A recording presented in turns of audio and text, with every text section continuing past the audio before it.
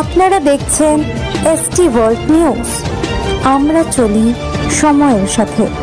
আসন্ন লোকসভা নির্বাচনের প্রার্থী ঘোষণার পর থেকেই রাজ্য জুড়ে দফায় দফায় চলছে সাধারণ মানুষের অভাব অভিযোগের প্রতিশ্রুতি সহ নির্বাচনী প্রচার।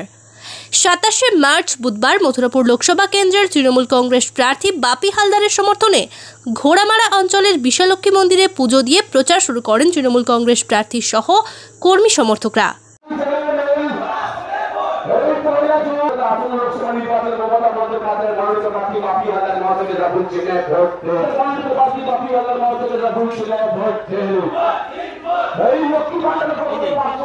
এই দিন পথসভায় মথুরাপুর লোকসভা কেন্দ্রের প্রার্থী বাপি হালদার ঘোড়ামারা অঞ্চলে পথসভা করে বাইকে ঘুরে সাধারণ মানুষের সঙ্গে কথা বলেন।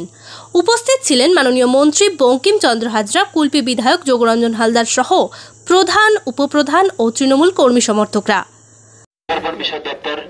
পশ্চিমবঙ্গ সরকার সেই সঙ্গে উপস্থিত রয়েছেন কুলপির বিধায়ক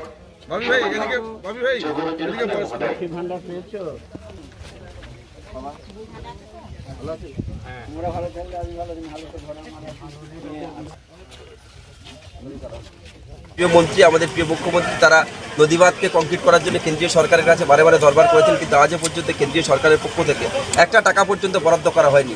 তারপরেও রাজ্য সরকারের পক্ষ থেকে নদীবাঁধ মেরামতের চেষ্টা করা হয়েছে।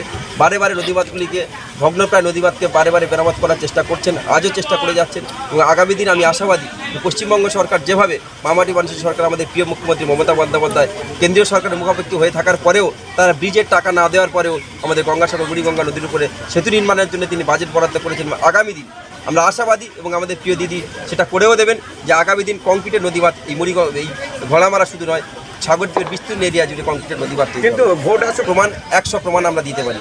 উল্টে যারাই কথা বলছে তারা তাদের প্রতিশ্রুতি দেয় কিন্তু প্রতিশ্রুতি রাখে না। ঘোড়ামারা দ্বীপ থেকে শুভ্রাংশু করণের রিপোর্ট, এসটি ওয়ার্ল্ড নিউজ।